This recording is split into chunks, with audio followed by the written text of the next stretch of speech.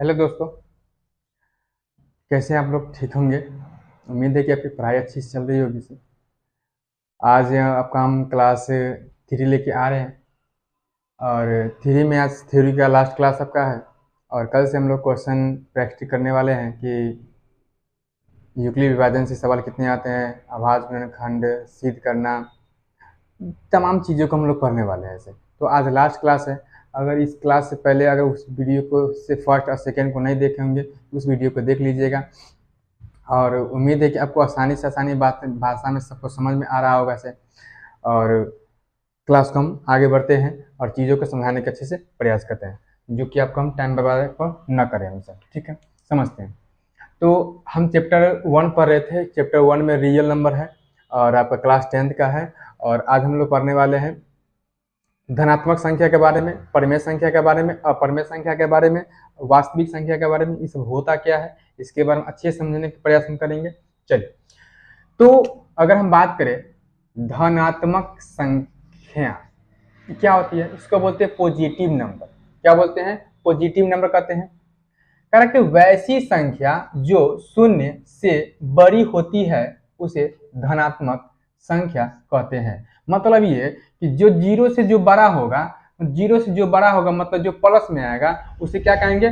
धनात्मक संख्या कहेंगे। जैसे हो गया 1 2 3 4 5 डॉट इत्यादि। और भी बात समझे? आगे हम बढ़े। दूसरा है परिमेय संख्या, इसको बोलते हैं रेशनल नंबर। ये क्या होती है? वैसी संख्या जिसे p बाई क्यू के रूप में लिखा जा सके उसे परिमेय संख्या कहते हैं। इसका मतलब ये हुआ कि परिमेय संख्या उसे कहते हैं जिसे p बाई क्यू के रूप में लिख सकते हैं, मतलब भिन्न के रूप में, बट्टा के रूप में से।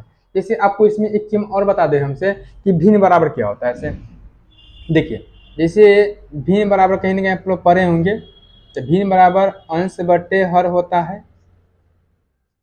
कि इसको हम अगर हम इसकी बात करें तो p बाई क्यू के रूप में इसको हम लिख सकते हैं, या a बाई बी के रूप में भी लिख सकते हैं, मतलब बाई के रूप में लिख सकते हैं। ठीक है, उसे कहते हैं परिमेय संख्या।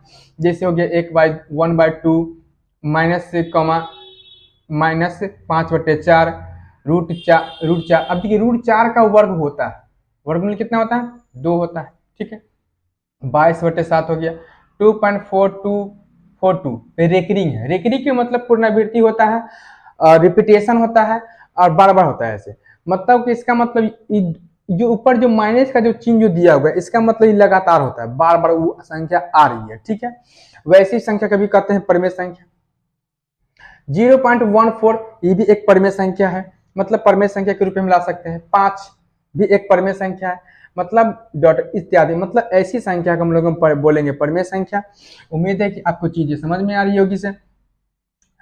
अगर समझ में आई तो लाइक करें, शेयर करें अपने साथियों के साथ से। आगे बढ़ते हैं हमसे। उसके बाद आपका है अपरिमेय संख्या। अपरिमेय संख्या क्या होती है? इरेशनल नंबर से। इरेशनल नंबर क्या होता है? वैसी संख्या जिसे p बाई क्यू के रूप में नहीं लिखा जाता। देखिए, इसको लिख सकते हैं p बाई क्यू के रूप में, लेकिन इसे p बाई क्यू के रूप में नहीं लिखा जा सकता है ऐसे। उसे कहते हैं हम लोग अपरिमेय संख्या। जैसे √2, √7, 1/√2, पाई। पाई एक अपरिमेय संख्या है। इसके बाद 3 + 2√5 एक अपरिमेय संख्या है। 2.245 डॉट लगा, कहीं भी अगर डॉट लगल रहे किसी भी संख्या के अंत में, अगर डॉट लगा हुआ है इसका मतलब वो हमेशा अपरिमेय होता है, हमेशा अपरिमेय होता है। ठीक है, उसके बाद 3√5 एक, ये भी क्या है? अपरिमेय संख्या है। इसके बाद हम चलेंगे वास्तविक संख्या। देखिए, यही चैप्टर के बारे में जिक्र कर रहे थे कल कि आखिर वास्तविक संख्या होती क्या है, इसके बारे में हम लोग समझने का प्रयास करेंगे। पिछले क्लास में बात हम बोले थे से। अब वास्तविक संख्या होती है, जिस चैप्टर के बारे में पढ़ने जा रहे हैं उस चैप्टर का नाम ही क्या है? वास्तविक संख्या। और वास्तविक संख्या ही नहीं पढ़ेंगे तो कोई हमसे पूछेगा तो क्या बताएंगे? बताइए इसे, उसके बारे में समझ लेंगे ऐसे क्या है, कैसे है, इसकी में क्या क्या आएगी, उसके बारे में डिटेल से समझने का प्रयास करेंगे। समझिए, वास्तविक संख्या मतलब इसको बोलते हैं हिंदी इंग्लिश में बोलते हैं रियल नंबर।